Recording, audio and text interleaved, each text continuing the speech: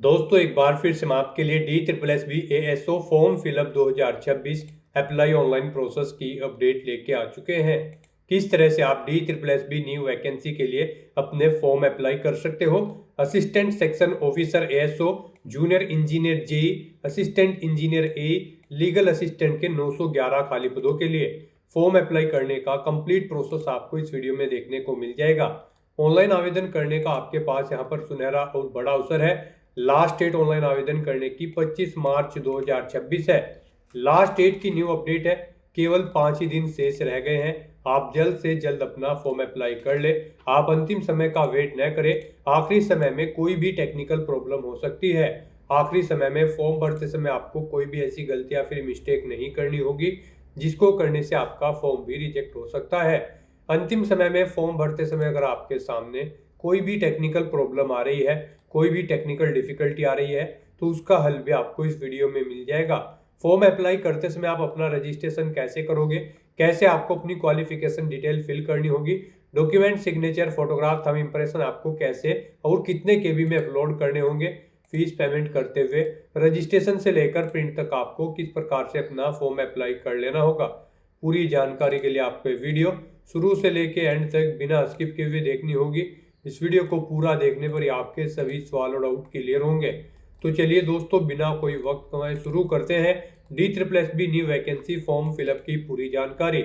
Form भरने से पहले आपको सबसे पहले हमारी वेबसाइट IND सरकारी नौकरी के इस पेज पर विजिट करना होगा, जिसका लिंक आपको नीचे description plus first comment box में मिल जाएगा। और हमारे इस पेज पर विजिट करके आप यहाँ से DSSB न्यू वैकेंसी का फॉर्म अप्लाई कर सकते हो। Delhi subordinate service selection board की ओर से assistant section officer ASO, junior engineer JE civil, assistant engineer A civil, legal assistant के लिए 911 वैकेंसीज निकाली गई है। इसमें सबसे अधिक पद ASO पोस्ट के लिए है। असिस्टेंट सेक्शन ऑफिसर ASO के लिए 587 खाली पद है। जूनियर इंजीनियर जेई सिविल के लिए 281 है। Junior assistant engineer A civil के लिए 33 वैकेंसीज है। लीगल असिस्टेंट के लिए भी 10 वैकेंसीज निकली हुई है। लास्ट डेट ऑनलाइन आवेदन करने की 25 मार्च 2026 है। लास्ट डेट की न्यू अपडेट है, अंतिम मौका है, केवल 5 ही दिन शेष रह गए हैं। क्वालिफिकेशन की अगर बात की जाए तो ASO पोस्ट के लिए बैचलर डिग्री यानी कि ग्रेजुएशन से आप अप्लाई कर सकते हो। और जेई सिविल के लिए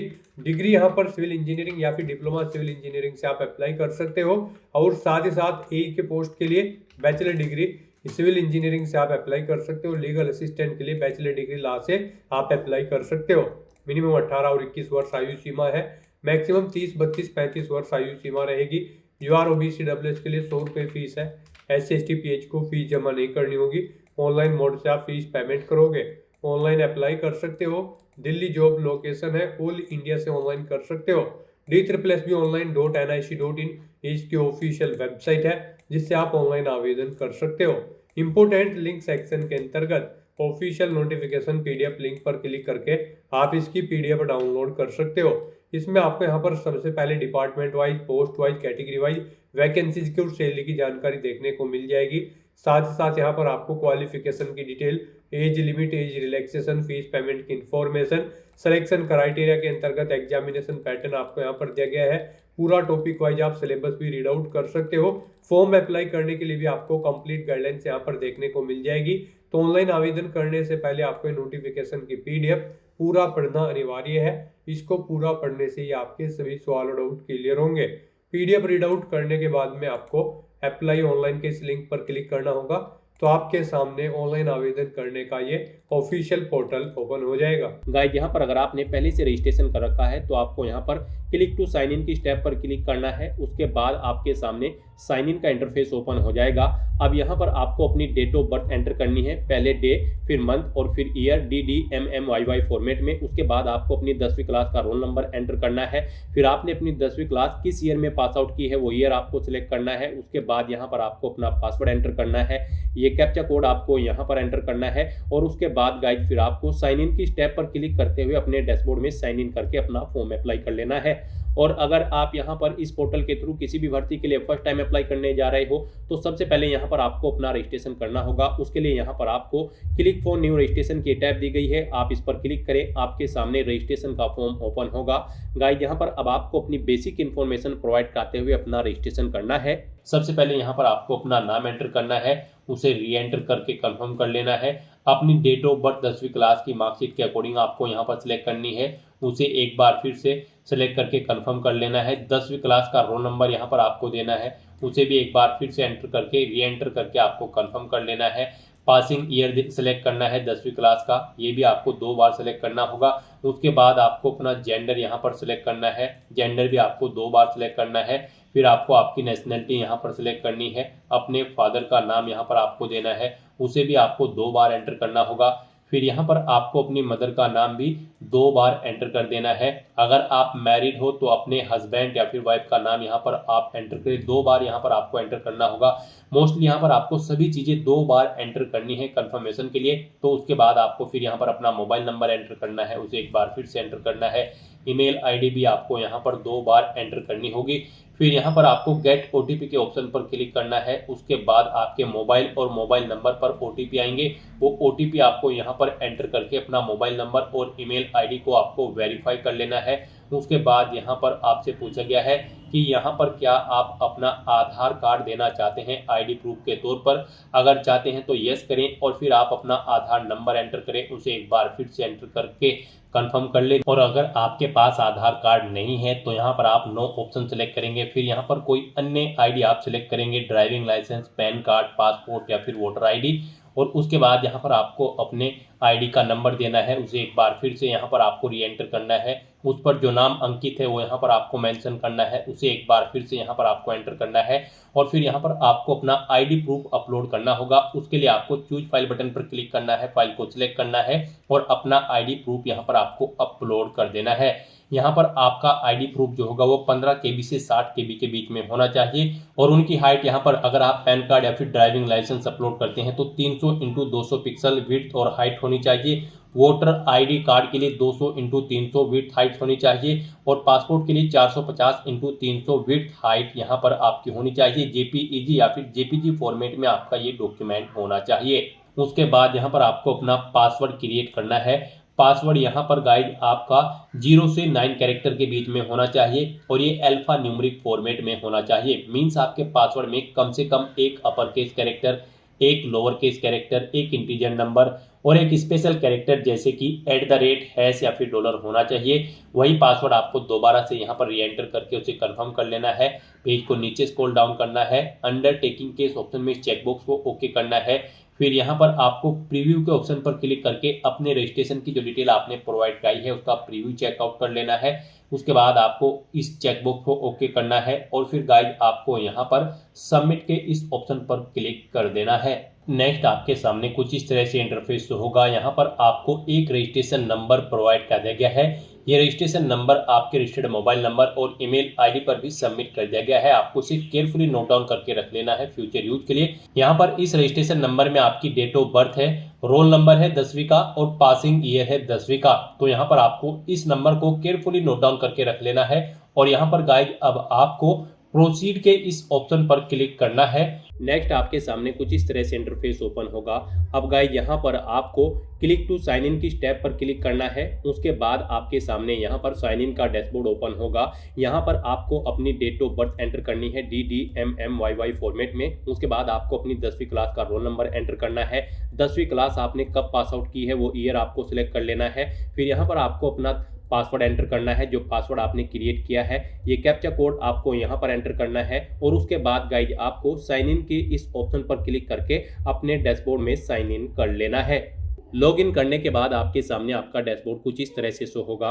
अब यहाँ पर आपको आपके रजिस्ट्रेशन की डिटेल शो कर दी गई है। इनमें अगर आप कुछ मॉडिफाई करना चाहते हैं तो आप मॉडिफाई कर सकते हैं। और यहाँ पर अब आपको DSSSB की भर्ती पर अप्लाई करने के लिए अप्लाई फॉर न्यू एप्लीकेशन के इस टैब पर क्लिक करना है। फिर यहाँ पर DSSSB के पोर्टल पर करंट में जो भी भर्तियां चल रही हैं उन सभी की लिस्ट यहाँ पर आपको शो कर दी गई है। यहाँ पर फिलहाल legal assistant, assistant engineer civil, junior engineer civil और यहाँ पर असिस्टेंट सेक्शन ऑफिसर की पोस्ट के लिए भर्ती निकली हुई है। यहाँ पर आप 25 मार्च 2026 तक अपने फॉर्म अप्लाई कर सकते हो। तो यहाँ पर आप जिस भी पोस्ट के लिए अप्लाई करना चाहते हैं उसके सामने आपको यहाँ पर अप्लाई की टैब दी गई है। आप अप्लाई नाउ के ऑप्शन पर क्लिक करते हुए आप जिस भी पोस्ट के लिए अप्लाई करना चाहते हैं अप्लाई कर सकते हैं। अप्लाई नाउ के ऑप्शन पर क्लिक करते ही यहाँ पर आपका फॉर्म स्टार्ट हो जाएगा। आप जिस भी पोस्ट के लिए अप्लाई करना चाहते हैं यहाँ पर आपको आपकी कुछ पर्सनल डिटेल ऑटोमेटिकली फिर मिलेगी जो आपने रजिस्ट्रेशन टाइम पे प्रोवाइड कराई थी। आपको इन्हें चेकआउट करना है और उसके बाद यहाँ पर आपको अपना प्रेजेंट एड्रेस एंटर करना है। यहाँ पर आप पिन कोड के साथ अपना प्रेजेंट एड्रेस एंटर करें, उसके बाद आप अपना परमानेंट एड्रेस यहाँ पर एंटर करें। और अगर आपका परमानेंट एड्रेस आपके प्रेजेंट एड्रेस के अकॉर्डिंग सेम है तो आप यहाँ पर इफ सेम चेक, आप इस चेकबॉक्स को ओके कर देंगे, ऑटोमेटिकली आपका परमानेंट एड्रेस आपके प्रेजेंट एड्रेस के अकॉर्डिंग यहाँ पर फिल हो जाएगा। उसके बाद यहाँ पर आपको अपनी कैटेगरी सिलेक्ट करनी है, आप जिस कैटेगरी से बिलोंग करते हैं। अगर आप रिजर्व कैटेगरी से बिलोंग करते हैं तो यहाँ पर आपको अपना कास्ट सर्टिफिकेट नंबर देना है, किस डेट को इशू हुआ है वो डेट आपको सिलेक्ट करनी है, किस स्टेट का यहाँ पर आपको कास्ट सर्टिफिकेट इशू हुआ है वो स्टेट आपको सिलेक्ट कर लेना है। और फिर यहाँ पर आपको अथॉरिटी का नाम देना है जिसने आपको यहाँ पर आपका कास्ट सर्टिफिकेट इशू कराया है, जैसे कि पटवारी, तहसीलदार या फिर कानूगो जिसने भी कराया है। उसके बाद अगर आप इनमें से किसी भी सब कैटेगरी के अंतर्गत आते हैं तो इनके सामने आप चेकबॉक्स को ओके कर देंगे, अदरवाइज आप इन्हें अनचेक रहने देंगे। उसके बाद आपसे पूछा गया कि क्या आपको कभी किसी बोर्ड या फिर एजेंसी के एग्जाम में बैठने से रोका गया है। अगर रोका गया है तो आप यस करेंगे, नहीं तो नो ऑप्शन सेलेक्ट करेंगे। फिर आपको यहाँ पर इस चेकबॉक्स को ओके करना है और उसके बाद गाइड सेव एंड नेक्स्ट के इस ऑप्शन पर क्लिक करना है। नेक्स्ट यहाँ पर आपको अपना post card size photo, signature और थंब इंप्रेशन अपलोड करने हैं। यहाँ पर आपका जो पोस्ट कार्ड फोटो होगा उसकी जो विड्थ है वो 480 पिक्सल होनी चाहिए, हाइट 672 पिक्सल और जेपीजी या फिर जेपीजी फॉर्मेट में होना चाहिए, 300 केबी से कम उसका साइज होना चाहिए।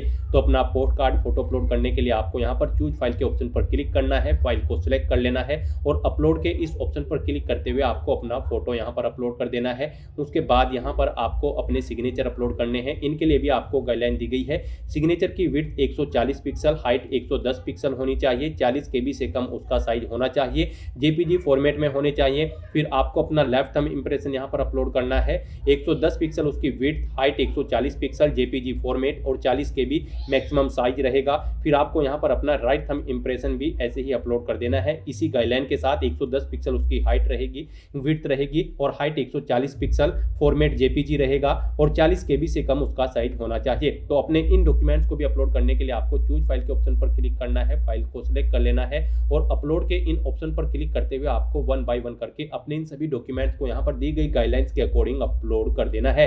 गाइड यहाँ पर अगर आपका फोटो, सिग्नेचर या फिर थंब इंप्रेशन छोटे या बड़े हैं तो आप उनका साइज सेट कर सकते हैं। उनके लिए आपको यहाँ पर गूगल पर जाना है, इमेज रिसाइजर टाइप करना है। मल्टीपल ऑनलाइन वेबसाइट ओपन होंगी, किसी भी वेबसाइट को ओपन करें और यहाँ पर आप जिस भी डॉक्यूमेंट का साइज आप दी गई गाइडलाइंस के अकॉर्डिंग सेट करना चाहते हैं उसे आप सेट कर सकते हैं और वहां से फिर इमेज डाउनलोड करके आप यहाँ पर अपलोड कर सकते हैं। इस तरह से अपने सभी डॉक्यूमेंट यहाँ पर अपलोड करने के बाद गाइड फिर आपको यहाँ पर नेक्स्ट के इस ऑप्शन पर क्लिक करना है। नेक्स्ट यहाँ पर आपको अपना डिपार्टमेंट सिलेक्ट करना है, आप जिस डिपार्टमेंट के लिए अप्लाई करना चाहते हैं। यहाँ पर आप जिस भी पोस्ट के लिए अप्लाई कर रहे हैं वो पोस्ट यहाँ पर जिस जिस डिपार्टमेंट के अंतर्गत निकली होगी वो डिपार्टमेंट यहाँ पर आपको शो कर दिए गए हैं। आप इनमें जिस डिपार्टमेंट के लिए अप्लाई करना चाहते हैं उसके सामने चेकबॉक्स को ओके करें और फिर गाइड सेव एंड नेक्स्ट के ऑप्शन पर क्लिक कर दें। नेक्स्ट यहाँ पर आपको अपनी एजुकेशनल क्वालिफिकेशन की डिटेल प्रोवाइड करनी है। पीछे आपने जितने भी डिपार्टमेंट सेलेक्ट किए हैं उनमें यहाँ पर अब आपको अपनी क्वालिफिकेशन की डिटेल फिल करनी है। पीछे आपने जितने भी डिपार्टमेंट सेलेक्ट किए होंगे वो यहाँ पर आपको शो कर दिए गए हैं। अब आपको यहाँ पर 1 बाय 1 करके दोनों डिपार्टमेंट्स या तीनों डिपार्टमेंट जितने भी आपने सेलेक्ट किए होंगे उनमें अपनी क्वालिफिकेशन की डिटेल प्रोवाइड करनी है। गाइड यहाँ पर हम आपको बता दें, अगर आप असिस्टेंट सेक्शन ऑफिसर ASO की पोस्ट के लिए अप्लाई करने जा रहे हैं तो आपके पास बैचलर डिग्री होनी चाहिए किसी भी स्ट्रीम के अंतर्गत किसी वेल रिकॉग्नाइज्ड यूनिवर्सिटी से। जूनियर इंजीनियर सिविल की पोस्ट के लिए अगर आप अप्लाई कर रहे हो तो आपके पास बैचलर डिग्री होनी चाहिए सिविल इंजीनियरिंग में या फिर डिप्लोमा होना चाहिए सिविल इंजीनियरिंग में और आपको 2 साल का एक्सपीरियंस होना चाहिए। और अगर आप असिस्टेंट इंजीनियर सिविल की पोस्ट के लिए अप्लाई कर रहे हैं तो आपके पास बैचलर डिग्री होनी चाहिए सिविल इंजीनियरिंग की। और अगर आप लीगल असिस्टेंट की पोस्ट के लिए अप्लाई कर रहे हैं तो आपके पास बैचलर डिग्री होनी चाहिए लॉ में और 3 साल का आपको एक्सपीरियंस होना चाहिए। तो यहाँ पर अब आपको अपनी पोस्ट के अकॉर्डिंग अपनी क्वालिफिकेशन की डिटेल देनी है। तो गाइस यहाँ पर आपने पीछे जितने भी डिपार्टमेंट सेलेक्ट किए होंगे वो यहाँ पर आपको शो कर दिए गए हैं। अब यहाँ पर आपको इन सभी डिपार्टमेंट में अपनी क्वालिफिकेशन की डिटेल प्रोवाइड करनी है। तो यहाँ पर आप पहले डिपार्टमेंट सेलेक्ट करें और उसके बाद गाइज आप यहाँ पर इस ऑप्शन को क्लिक करें। यहाँ पर आपकी जो रिक्वायर्ड क्वालिफिकेशन होगी उस डिपार्टमेंट के अंतर्गत जिस पोस्ट के लिए आप अप्लाई कर रहे हैं वो यहाँ पर आपको सिलेक्ट कर लेनी है। उसके बाद आपके सामने कुछ इस तरह से इंटरफेस ओपन होगा। अब यहाँ पर आपको इस डिपार्टमेंट के अंतर्गत अपनी पोस्ट की क्वालिफिकेशन की डिटेल प्रोवाइड करनी है। फिर यहाँ पर आपको अपनी क्वालिफिकेशन सेलेक्ट करनी है। उसके बाद यहाँ पर आपको अपनी डिसिप्लिन सेलेक्ट करनी है। फिर आपने कितने % मार्क्स ऑब्टेन किए हैं वो आपको एंटर करने हैं। अपना स्टेट सेलेक्ट करना है, यूनिवर्सिटी का नाम सेलेक्ट करना है, कब आपने पास आउट की है, अपनी क्वालिफिकेशन वो आपको सिलेक्ट करना है, मंथ और ईयर। और फिर आपको गाइस यहाँ पर इंसर्ट के इस ऑप्शन पर क्लिक करते हुए अपनी डिटेल यहाँ पर इंसर्ट कर देनी है, ऐड कर देनी है। इस तरह से यहाँ पर आपकी क्वालिफिकेशन ऐड हो जाएगी। इंसर्ट करने के बाद फिर आपको गाइस यहाँ पर do you want to finally save के इस ऑप्शन पर क्लिक करना है। अपनी क्वालिफिकेशन की डिटेल को आपको सेव कर देना है। और फिर यहाँ पर आपसे पूछा गया कि क्या आपको कंप्यूटर की बेसिक नॉलेज है, अगर है तो यहाँ पर आपको प्रीफरेंस दिया जाएगा। यहाँ पर आप येस या नो अपने अकॉर्डिंग ऑप्शन सेलेक्ट करेंगे।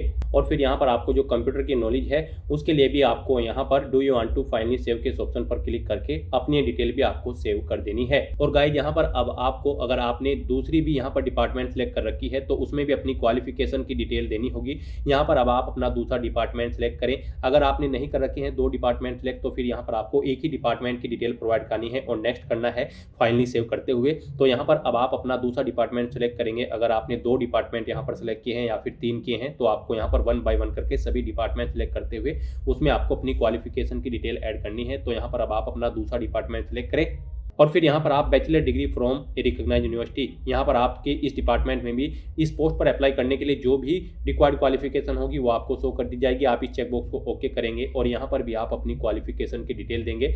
यहाँ पर भी सबसे पहले आपको अपनी क्वालिफिकेशन सेलेक्ट करनी है, डिसिप्लिन सेलेक्ट करनी है, परसेंटेज देनी है, अपनी कितने % मार्क्स आपने ऑब्टेन किए हैं, स्टेट आपको अपना सेलेक्ट कर लेना है। फिर आपको बोर्ड या यूनिवर्सिटी का नाम सेलेक्ट कर लेना है अपनी स्टेट के अकॉर्डिंग। उसके बाद यहाँ पर आपको पासिंग मंथ और ईयर सेलेक्ट करने हैं। और फिर गाइज आपको यहाँ पर इंसर्ट के इस ऑप्शन पर क्लिक करते हुए अपनी ये क्वालिफिकेशन की डिटेल भी यहाँ पर इंसर्ट कर देनी है, ऐड कर देनी है। फिर आपको यहाँ पर do you want to finally save के इस ऑप्शन पर क्लिक करना है और फिर गाइज आपको नेक्स्ट के इस ऑप्शन पर क्लिक करना है। नेक्स्ट यहाँ पर आपको आपके एप्लीकेशन फॉर्म का पूरा प्रीव्यू शो कर दिया गया है। आपको सभी डिटेल्स केयरफुली चेकआउट करनी है। इस पेज को नीचे स्क्रॉल डाउन करना है। यहाँ पर अगर कोई मिस्टेक है तो आप edit personal detail, edit photo signature, LTI and RTI, edit qualification and experience के इन ऑप्शन पर क्लिक करके आप पर्टिकुलर सेक्शन में एडिट कर सकते हैं और अपनी डिटेल्स ओके कर सकते हैं। और अगर यहाँ पर कोई मिस्टेक नहीं है तो बस गाइड अब आपको यहाँ पर डिक्लेरेशन में इस चेकबॉक्स को ओके करना है और इस चेकबॉक्स को भी ओके करना है। और फिर आपको यहाँ पर सबमिट फाइनल एप्लीकेशन के इस ऑप्शन पर क्लिक कर देना है। इस तरह से यहाँ पर आपका एप्लीकेशन फॉर्म सक्सेसफुली सबमिट हो जाएगा अगर आप रिजर्व कैटेगरी से बिलोंग करते हैं। और अगर आप अनरिजर्व कैटेगरी से बिलोंग करते हैं तो फिर यहाँ पर आपको पहले 100 रुपये एप्लीकेशन फीस के रूप में जमा कराने होंगे, जो कि आप debit card, credit card, net banking या फिर UPI के माध्यम से जमा करा सकते हो। यहाँ पर आपका फॉर्म सबमिट हो जाएगा अगर आप रिजर्व कैटेगरी से बिलोंग करते हो। फिर आपको यहाँ पर स्टेटस के इस ऑप्शन पर क्लिक करना है। उसके बाद यहाँ पर आपको पोस्ट सेलेक्ट करनी है जिस पोस्ट के लिए आपने अप्लाई किया है। और उसके बाद यहाँ पर आपको सबमिट के इस ऑप्शन पर क्लिक करते हुए अपने एप्लीकेशन फॉर्म का स्टेटस चेकआउट कर लेना है कि यहाँ पर आपका फॉर्म सक्सेसफुली सबमिट हो चुका है या फिर नहीं। और फिर गाइड आप यहाँ पर ऐसे ही प्रिंट के इस ऑप्शन पर क्लिक करके, प्रिंट एप्लीकेशन के इस ऑप्शन पर क्लिक करके अपने एप्लीकेशन फॉर्म का एक हार्ड कॉपी प्रिंट आउट ले सकते हो फ्यूचर यूज के लिए, फ्यूचर रेफरेंस के लिए। तो दोस्तों ऐसे आप DSSB की इस भर्ती के लिए अपने फॉर्म अप्लाई कर सकते हो बिना कोई मिस्टेक किए हुए। आज की इस वीडियो में बस इतना ही। आई होप ये वीडियो आपको पसंद आई होगी। अगर पसंद आई हो तो इसे लाइक और शेयर करें। चैनल पर नए हो तो इसे सब्सक्राइब कर लें। Thanks for watching.